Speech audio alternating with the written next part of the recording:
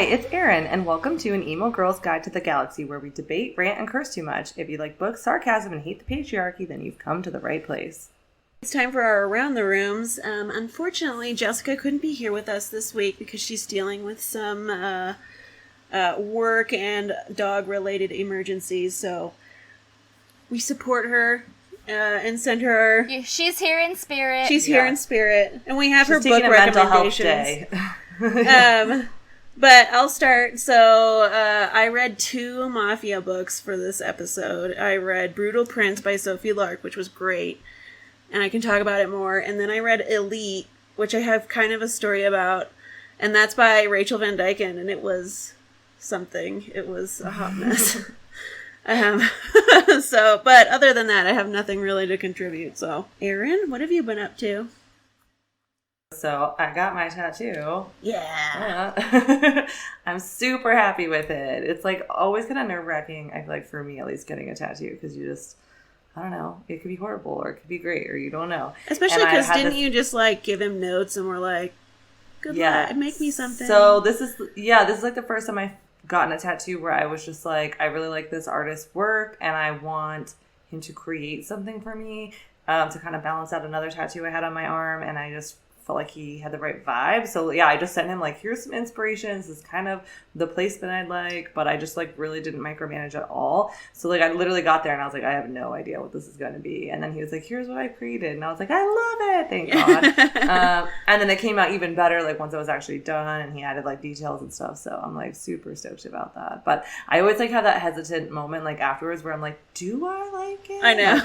I do. I regret it. Well, hopefully you do because it's already on there. So that, and then I finished my rewatch of Stranger Things season 1. I was like, okay, you guys convinced me the rewatch was the way to go to get to season 4. But my husband wants to watch it with me because we've been watching it together from the beginning, and he is like a grandpa and just wants to watch like one episode a night, and it's like that would drive me insane. It's just. I'm dying. So, but we finally, at the end, we watched 3 in one night, which is like, holy cow, look at you. I binged the entire series over a 3-day weekend, so I don't know if I could do that. I would just watch it without him. I know. I've been like thinking where he's like, I gotta go to bed. I'm like, one more episode. Like, I don't know how he just goes to bed. It doesn't make any sense. But so hopefully we'll be starting season 2 soon, and hopefully that won't take us too long. But that's what I've been. I'm surprised after so long that you haven't had anything spoiled for you. You haven't, right? Like you haven't a few things, anything? But it doesn't seem like anything major. Like anytime I see anything that kind of looks like Stranger Things, I try to like run away. I did see something about someone dying, but I don't know who they are, so I'm kind of like, whatever at this point. But yeah, things are out there. I'm trying not to see stuff, but it's tough. Everyone's talking about it. Yeah. This ties into one of my updates too, but go ahead, Loretta. I saw some tweets that had like pictures of a screen. It wasn't a screenshot. It was like a picture of someone's TV or something. And they were like, what's happening? And I couldn't figure out if like the 2 episodes were leaked that are coming out at the beginning of July. Oh. And they're like, what's happening in this photo? And I was like, I don't want to know. And I scrolled away really fast. So yeah, that's all I've been doing. Like anything like remotely. Twitter is just riddled with spoilers. Yeah. Instagram too. The Stranger Things Instagram account, which I think they probably posted on Twitter too, did a video of like a behind the scenes making of video. And I was like, this is the biggest plot twist like of the season, and you guys just have it out there with no spoiler tags. There wasn't even like a card before it saying spoiler. Like swipe if you haven't seen the end. I saw that, but oh my god, that's why I said I was surprised you haven't seen anything, because they're just going for it. Like everything is out there. Yeah, they're like, it's been a few weeks, all bets are off. I think the only Vans place is coming out with the Stranger Things line, so I need those in my life. Yeah, I think the only place I've seen some stuff is like maybe Facebook. I think maybe Facebook, because that's like the one place where I get like unsolicited, like, hey, you might be interested in this, or like other. I follow them on Facebook, but I'm on there the least, and then I just like scroll away. But yeah, I will not be following any Stranger Things accounts or anything until I'm done. Do it. Yeah, just mute it all, block it all until you're done. Yeah. Well, what part of my update was the fact that I went down a Jamie Campbell Bower black hole, which happens every once in a while for me. Like, I forget about him. Yeah. I forget about him, and then something reminds me that he exists, and then I, like, you know, reintroduce myself to him, and I'm just like, I love you so much. I know. But I just want to take a moment to talk about how he is, like, a little emo boy. Like, I forget how emo he is. He is in, like, a screamo band. I was going to say, isn't he in a band? Is it a screamo band? That he sings in. And he's, like, all tatted up. Like, whenever he does acting gigs or modeling gigs, they do a really good job of covering up all of his tattoos. But he has tattoos everywhere. And I'm just I love that so much. You are perfect. Like, you are my emo king. Also, I you are Jason Riverdale. Yes. He is pretty versatile. Like, in the acting characters that he can kind of do, I feel like that I forget all the stuff he's in. I looked him up. I know who he is, but I was like, I'm gonna see what I know him from. And I was like, this, like so many things. I was like, wow, he just really becomes that character that like, you kind of forget that he's the actor. Yeah. I don't know. Yeah, he's like the artsy type. Like, he models and he acts and he sings and he's like he just looks nice. So that's everyone just go be part of the Jamie Campbell Bower fan club like I am. Yes. I also got new glasses, and that's my favorite time of year is like new glasses season. So I had to shout them out. They're like clear plastic. I think frames. mine are supposed to come today. I got the pair. That's how you know, like. I got the pair eyewear ones where you snap them on, and I'm so excited. You can always tell the people who have, like, been wearing glasses their whole life versus the ones who just have to, like, use them for reading or whatever, because glasses becomes part of your personality and fashion versus, like, yeah, I just pick some off the rack and, like, I'm good to go. Like, you don't understand. You need your new frames glasses. Need to match your style. It's like new glasses, new face. Exactly. Yes. People don't recognize me without my glasses sometimes. Like, that's how, like, I'm known for my glasses. And then lastly, while we're talking about fashion, I just have to shout out American Eagle because I got some mom jeans, and I don't think I've talked about them before, but I've been wearing them lately. And, like, as an emo, you're like, you can take my skinny jeans off my cold, dead body. Like, that's it. But they're so comfortable. Like, baggy mom jeans are the way to go, and you can live out your grunge dreams in a pair of American Eagle mom jeans. Yeah. Like, they're my new go-to. Gen Z might be a little bit onto something. I still never wear jeans to anymore.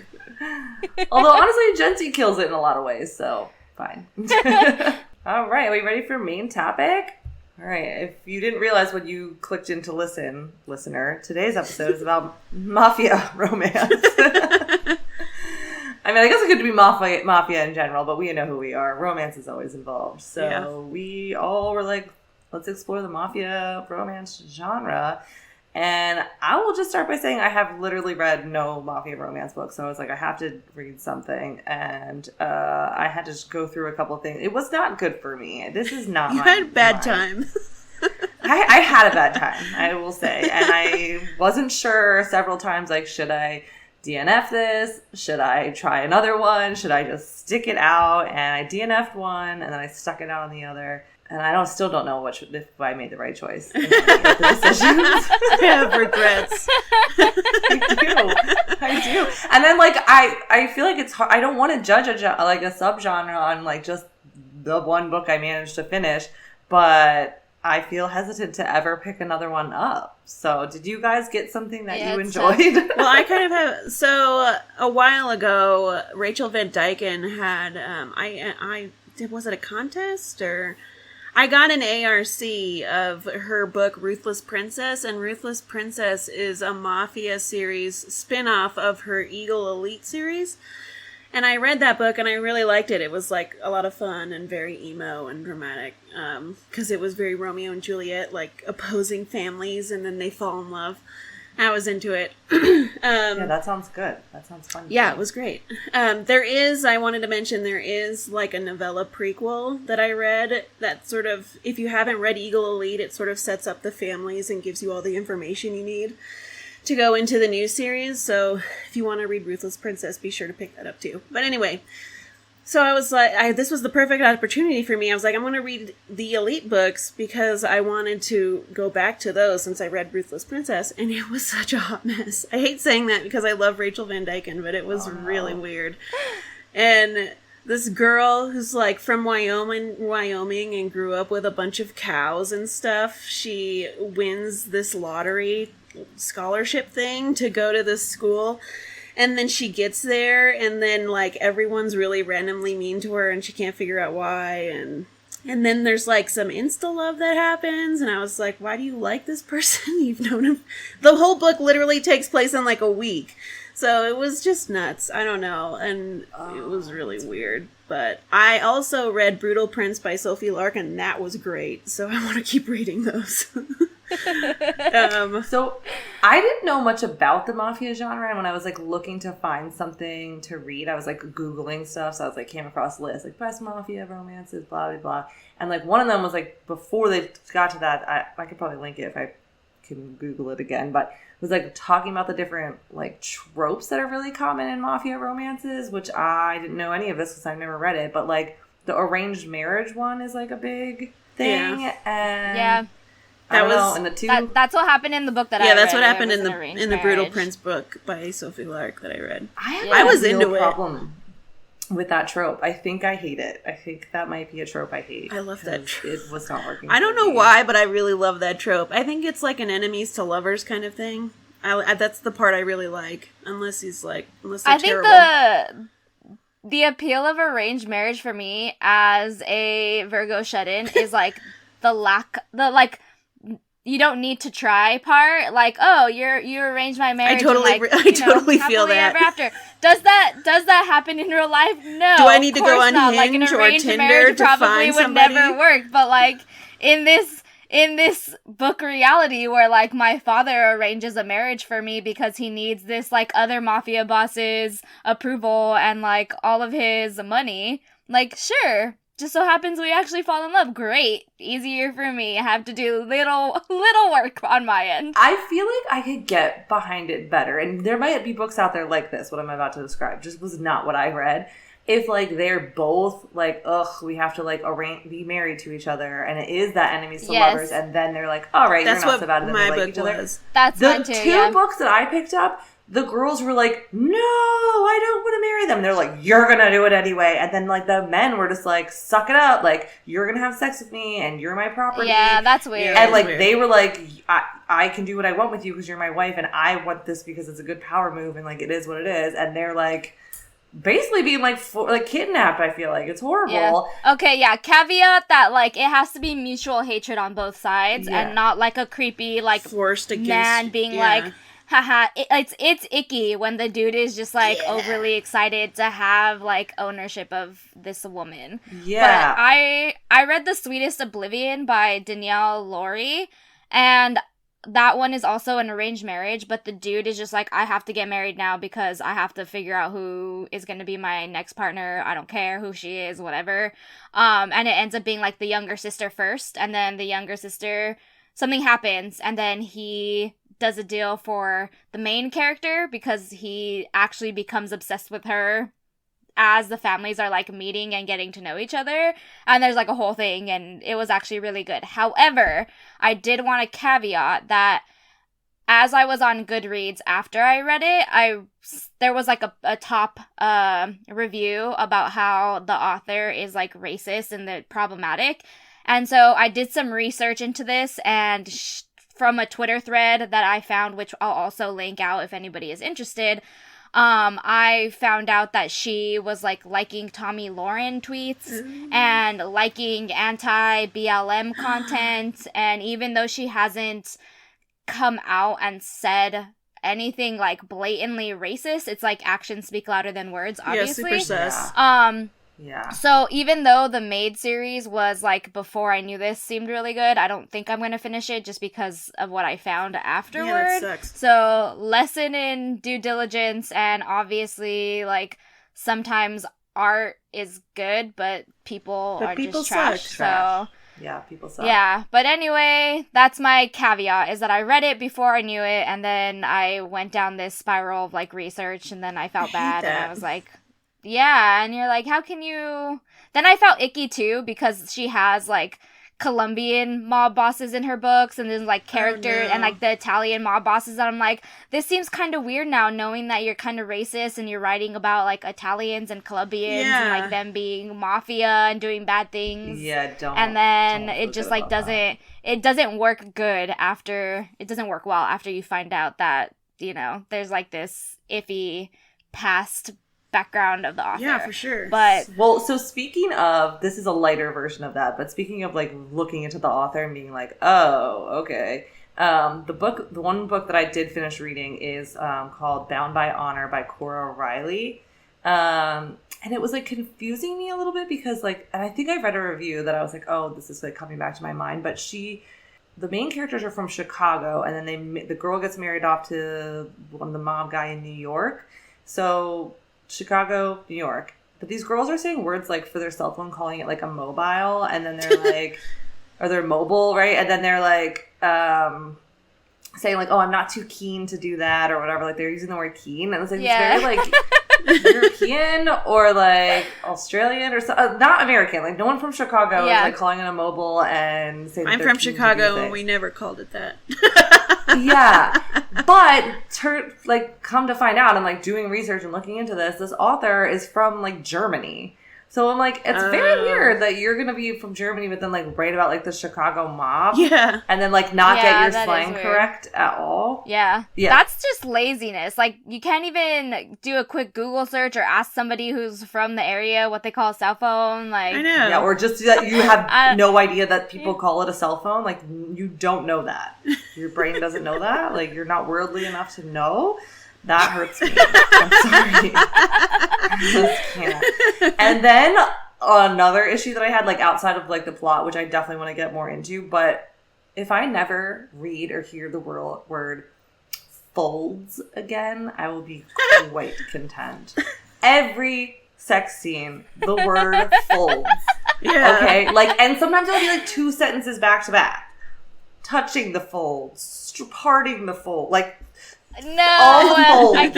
I was so That's like a thing. Like I was already not having a great time, but like if you're keen and like I'm sorry, just like folds. Absolutely no. Yeah, I think you, Erin, you just had a really bad experience because I felt like nothing in my book happened until maybe like 50% into it, maybe even further on down the line. Like nothing happens for the first half, and I was just like, this tension, like what? It's just, it was so good, and I was totally fine with no folds action. Folds was happening. Folds was happening. We can also give Jess's recommendations too, even though she's not here, because she had a really good time reading her Mafia I know. books, I feel like she would balance us out better to be like telling us about the good time instead of me just telling you about the bad time.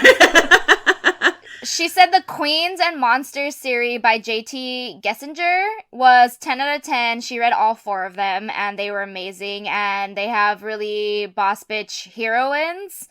And she said that she loves Mafia, but she thinks it's because she just loves an evil dude sometimes. Which, for me, I was thinking about this morning, and I don't know why it popped into my head, but I was like, the concept of the way mob bosses are written in, like, romance books, I really like, because it's, like, the bossy possessiveness trope of mob boss, where it's, like, no one's gonna touch you anymore, like, only me, like, you better not, I don't want to see any guy talking to you, like, don't smile at anybody, like, something about that is just, I live for that, but then in reality, like, watching it on screen or meeting somebody like that, I'd be like, screw you. Like, who are you? I'm gonna go out and live my life. Like, what are you talking about? Okay, whatever.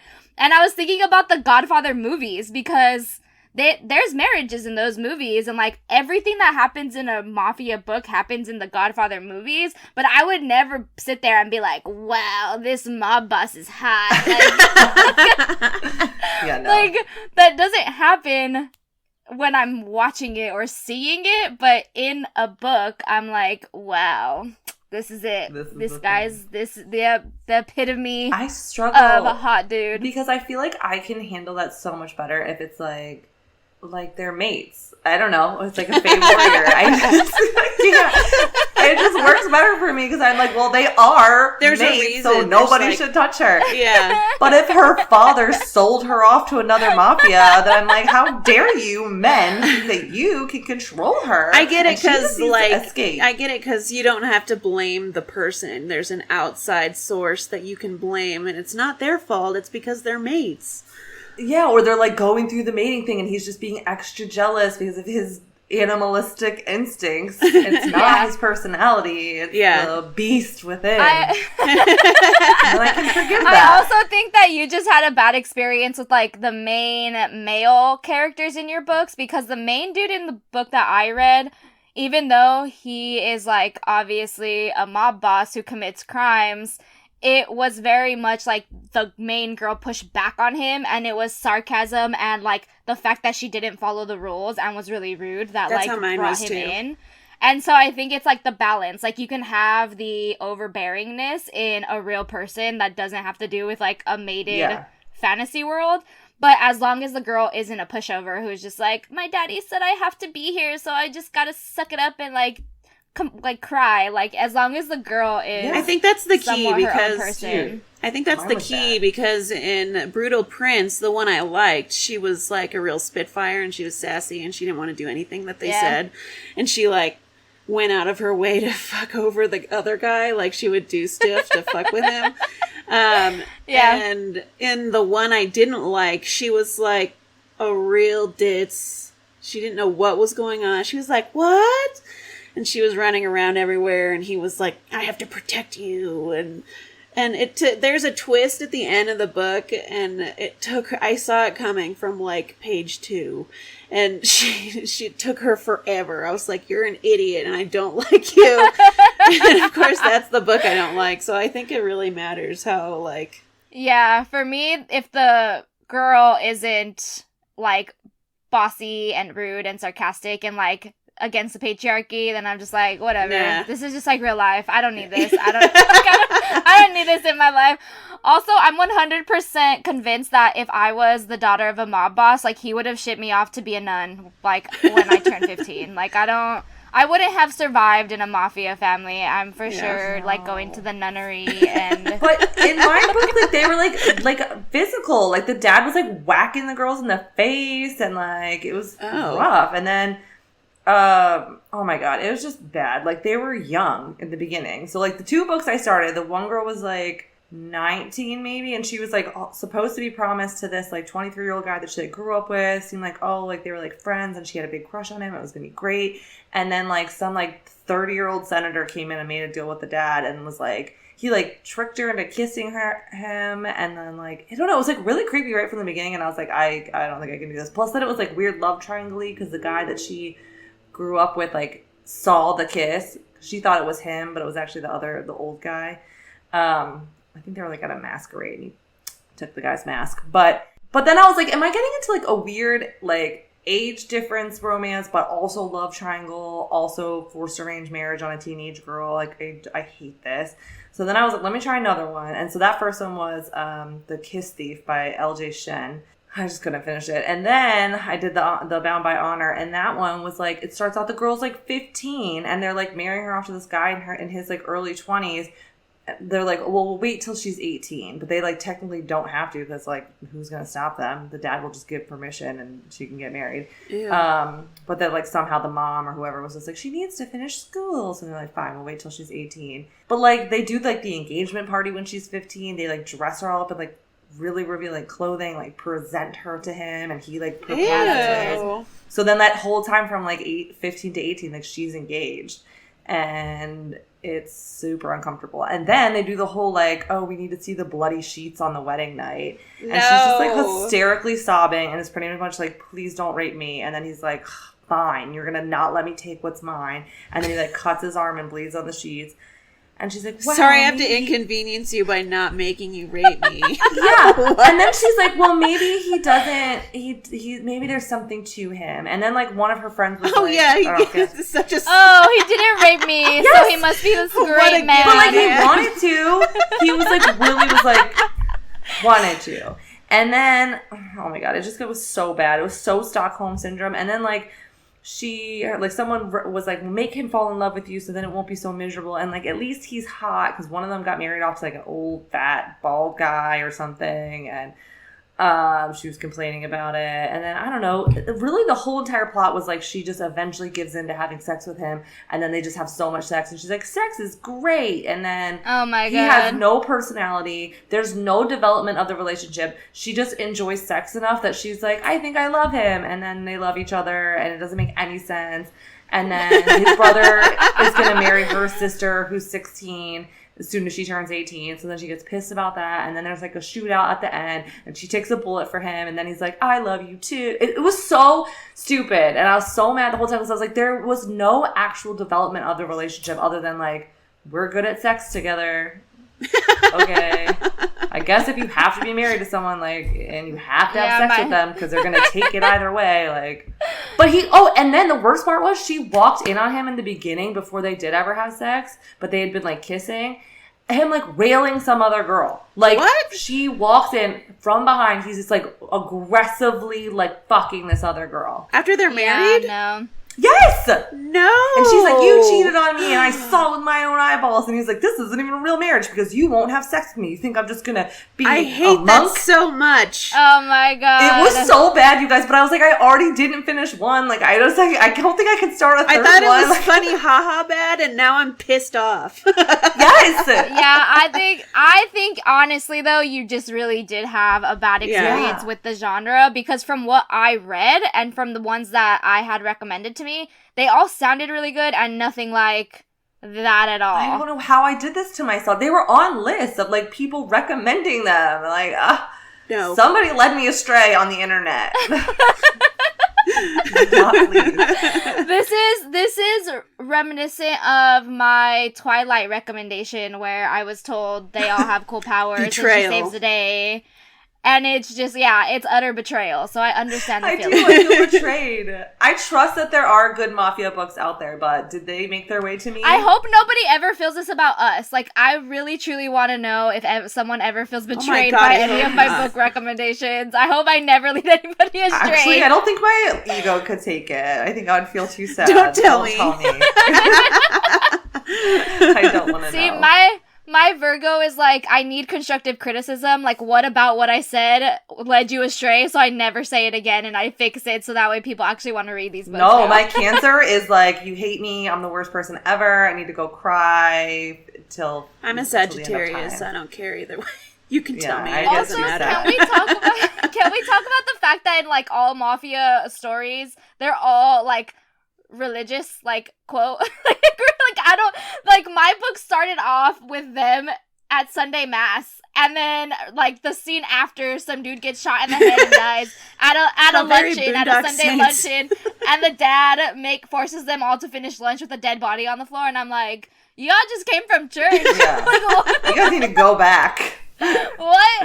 They're like, yeah, we're more, like, what did they say? Like, we're Catholic and I need to go confess, but I know that the priest is on my dad's payroll. And I'm like, that doesn't seem right. Like, I don't. Yeah. What church are you going to? Yeah. That's the thing. These girls are, like, trapped, and so I think I was looking forward because the book I read is like a series. Like, the one girl gets promised to his brother, so I was like, oh, eventually that's going to be a book.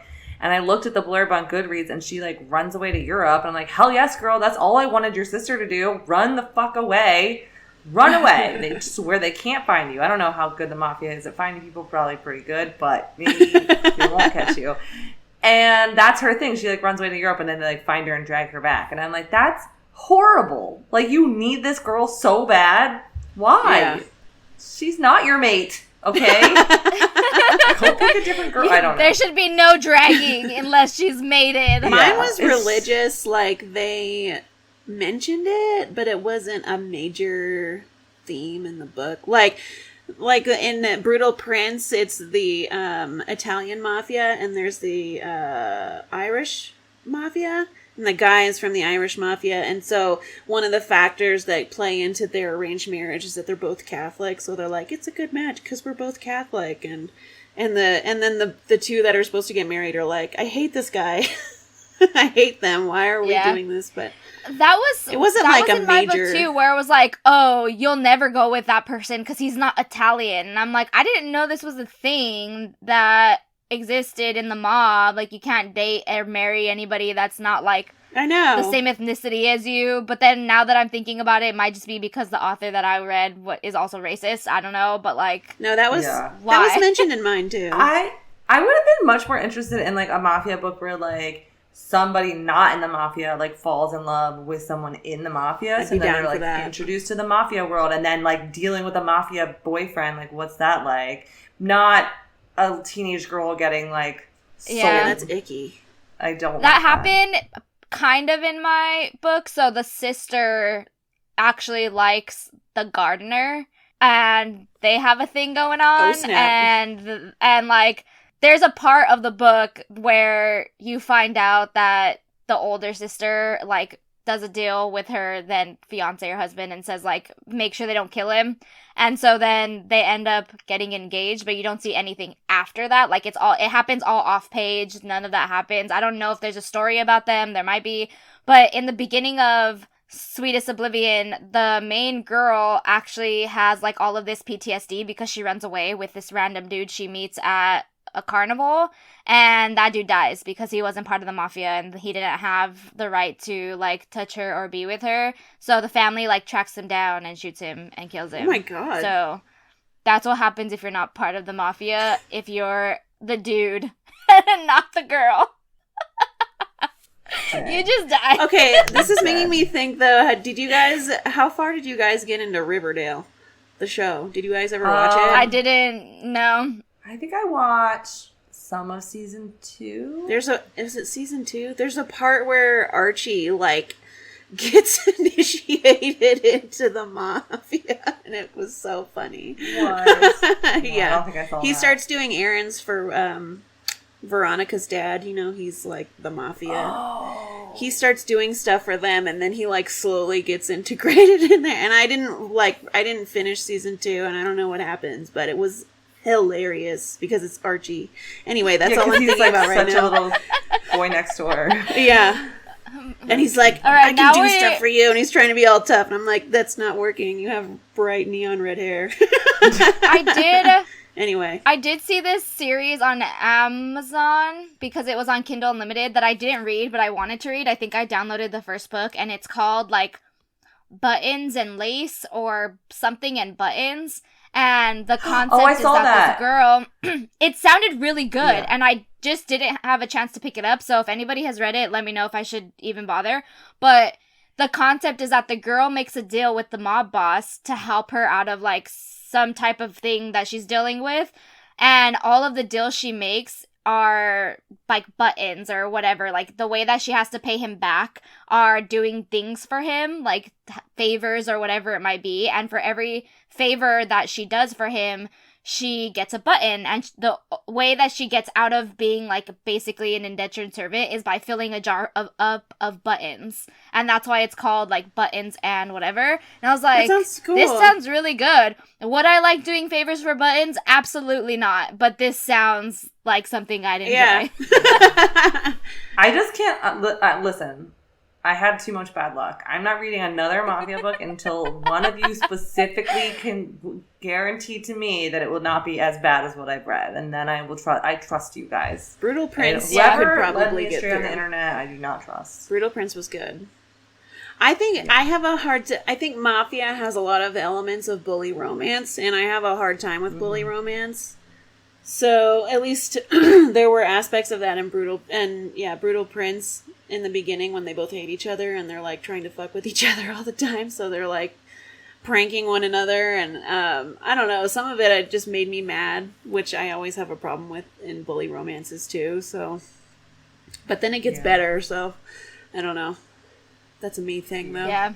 Mine did not get better. I just feel like, like I said, if they both hate each other, then it's like fun because then you can see them like start to like each other, and then there's tension there, right? And then it's like, even if one's like, okay, I think this could be really great, but like I'm gonna try to convince you in like an actual fun, flirty way, then that's cool. But my guy literally was just like, it is what it is. You're my property. Like, you don't have to like it. I don't have to like it, but we're still gonna have sex together.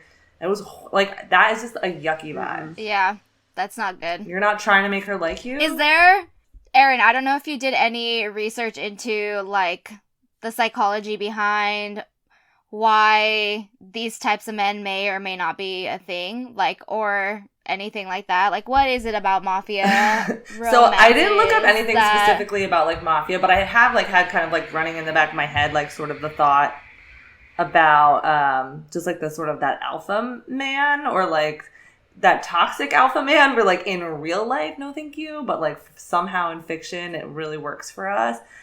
I think just like that, it's sort of like that, the ultimate, like, like, weird outward signs that you love me, right? By being like this, like, no one can touch you, and like being super controlling, in a way that in real life is super unhealthy, but you can kind of, like, you can appreciate, reading a book fiction, that, like, it's going to be okay in the end, that they're going to be on the same page, that she likes him, he likes her, and it's going to be fine. So you can sort of, like, safely explore, like, what that is to sort of be in that role, because you don't want to be in that in real life. Yeah. Or, like, the balancing out of, like, the alpha personality traits with, like, other traits that people wouldn't necessarily have if they were actually like that in real life. Like, if a dude was like, I'm gonna shoot this guy in the head because he touched you in real life, he probably isn't stable, versus, like, a mafia boss is doing it to prove a point, but then he also has a balance of, like, I'm gonna, like, make you comfortable, and I'm gonna make sure that nobody touches you or nobody does anything, and blah, blah, blah. And they're, like, fantastic in bed, and you're gonna get 4 orgasms in a row. It's like that. It's like they have, like, the ultimate control, right? They have control over themselves. They have control over you. They have control over their environment. So, like, they are just, like, running the show, and it's like, holy shit, look at this man who can just make anything he wants happen, and he wants me, and he's gonna, like, keep me protected, and then, like, take care of me in that kind of way. That's, like, and he's gonna, like, rough me up, but it's in a good way, like, like, rough sex and shit, like, I don't know, like, that sort of thing. I think it's just, like, that, like, outward, like, control, and just, like, showing the world that, like, this is my woman, and it's, like, not in a way that you're like, hey, if a real person was doing this, we'd have some problem. Yeah, back off. Yeah. And because, like, typically in the books, like, if they're gonna, like, fight back, if the girl, like, sasses back, like, those guys 9 out of 10 times are gonna be like, that's hot that you, like, sass me back. So then you get, like, that really fun, like, back and forth. Whereas, like, in real life, if you had a man like that and you sass him back, like, you'd probably be in danger. Like, these would be dangerous men to us in real life. So it's, like, a fun way of exploring sort of, like, dangerous sort of elements that can be fun and sexy, but, like, without actual danger happening. Yeah. Right. Except for in the book that I read, where it did feel like danger might be happening. Yeah. Except for in the trauma you experienced. It's very close to actual danger. Is it game time? It's game time. Yes. I have a really fun game. I'm excited. I test this out on people to make sure that I made it kind of hard but fun. So let me find my tab. Okay, so today's game is, can you guess if it is a mob boss in real life or if it's a fake mob boss? Yes. So I'm going to read some nicknames, and then you guys have to guess if it is a real mob boss or not. And for the real people, I found some articles that gave their names and also, like, background of what they actually did in their mob bossy eras and stuff. So we'll link that out if anybody is interested in, like, in real life mob bosses. Okay, so first one is Big Tuna. Real mob boss or fake mob boss? Real. Real. Big Tuna. It's a real I think I've heard that before, and I don't even know what would have heard that. Yes. What about the Wizard of Odds? Fake? I'm shooting in the dark here. I have no idea. I'm going to say yes, that's real. The Wizard of Odds is a real mob boss, yes. That's such a weird one. Who wants to say that? Hey, yo, it's the Wizard of Odds. Okay, what about Willie Potatoes? No. If this is real, I'll be dead. I'll die right now. I'm gonna say real just because I think it's funny. Willie Potatoes is also a real Yo! boss. Now I have to die. I love that. Yes. I was literally like laughing on the floor, crying, reading these names, and I was like, how are people comfortable with these names? I don't understand. Wait, and then like that makes me think that these are like that sounds like a hazing name. Like you enter a frat, they haze you. You're like, you're a stupid potato head, and then later he's like, I'll show you by being the boss and then keeping that potato name. Potato. Okay, what about Hey, Spuds. Two Fingers Worrell? Two Fingers what? Worrell? Worrell. Yeah, that's just their last name. Oh. Yeah. Yes. Because I feel like Two Fingers could be so many things. I don't know. Loretta, what's your guess? I'm gonna say fake, but I'm not confident. It's fake. But potatoes is real. Yeah, that's what I'm telling I you. just felt that It's in my weird. heart. Okay, what about Baby Shacks? Baby Shacks. Fake?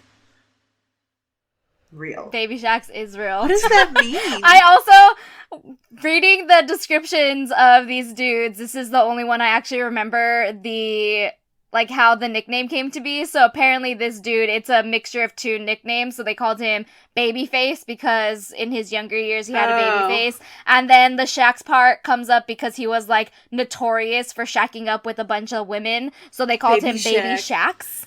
And it just I'm thinking stuck. of the actual Shack. Like, the person. Baby Shacks is a real person. So Baby Shacks, if you're out there. Shack as a baby. Hello. Hello.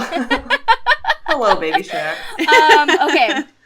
What about Celso the Fang Prentice? Fang Prentice. Fake. I keep saying fake and it's wrong, so I'm going to say real, but I don't know. Well, I keep saying real, and it's right, so maybe I should say real. Celso the Fang Prentice is fake. Okay. Yes. Okay, what about Ice Pick Willie? Real. That sounds real. Yes, Ice Pick Willie is a real mob boss. Yeah. It's Willie. If it's Willie Potatoes, Ice Pick Willie. Yeah. What about Junior Lollipops? No. Please no. Please let that be fake. Yeah, fake. Junior Lollipops is real. No. Is a real These dude. are so lame. Some of these are so lame.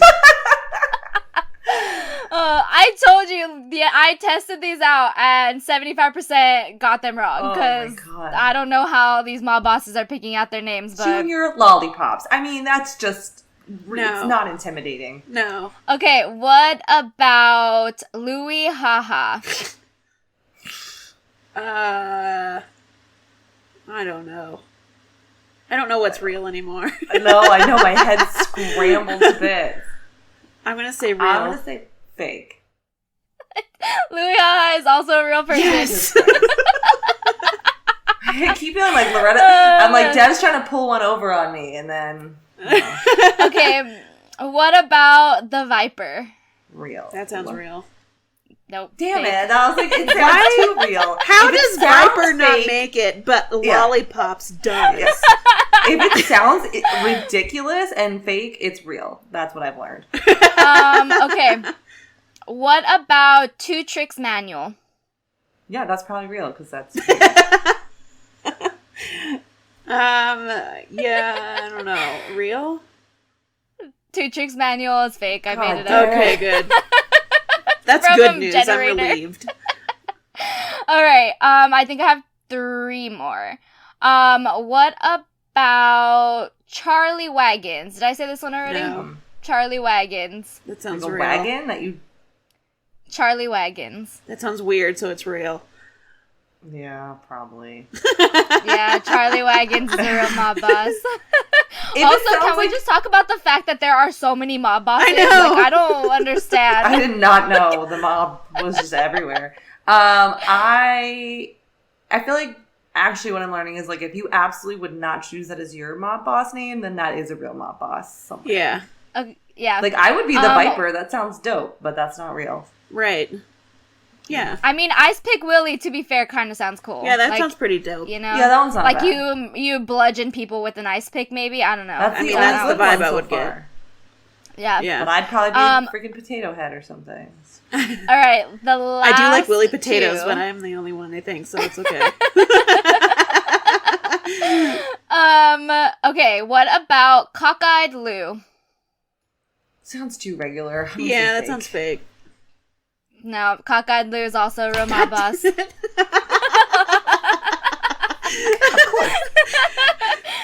This is a good game because I don't know what's happening in life anymore.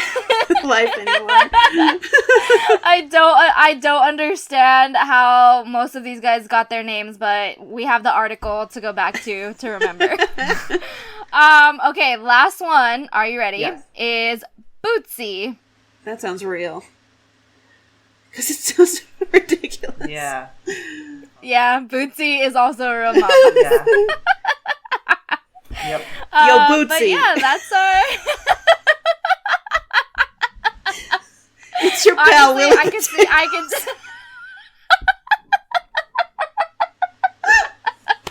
Oh yeah. I mean, they probably did have a conversation like that at some point. Who knows? But I'm glad I picked some winners for us to choose. Yeah, really this was did. a really fun time. But yeah, My brain will be so scrambled for the rest of the day, though. We can have a good fun time reading mob boss stuff as long as they have a weird nickname to make fun of. Yeah, mine in my book, he had a cool sounding name, the Vice, which That's pretty cool. Vice grip because he strangled someone with his hands. He didn't have potatoes. That makes sense. Yeah. In the book I read, the nickname for the main guy was Ace because the first dude he killed, he shoved like an ace of spades down his throat, and See, so that's they called pretty him Ace, dope. and I was like, But that's cool Okay. too. That's badass. Those are two badass names. But real mob bosses don't have badass names, is what we've learned. Besides two picks. maybe it's on purpose. Like maybe it's part of their undercover thing. Like if you don't have a badass nickname, then you're That's true. less likely to be suspected. Like Yeah. that's just Bootsy. He lives down the street from me. That's you know, Baby and Shacks. minds his Don't own worry about it. business. Baby Yeah, Shacks. yeah. And Willie Potatoes. I'm never That's a gonna get over that. lollipops Wait, what's over the there. lollipop one again? Lollipop? Junior lollipops. Junior No. lollipops. That's just. I hate that so much. Yeah, maybe that is. Yeah, he just, he has I hope they don't watch the this. lollipops and he gives them out to the kids that live on his street. They put a hit I out love on us Junior 'cause Lollipops. I was kidding. No, you guys are really cool, I swear. Please don't put a hit out on us. Oh my god.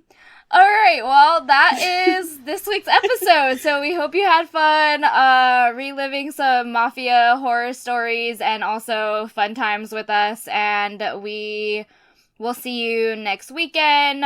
Be sure to follow us on social. We're on Twitter, Instagram, TikTok at Emo Girls Guide. And may your day be blessed with main character energy. Main character energy. Woo!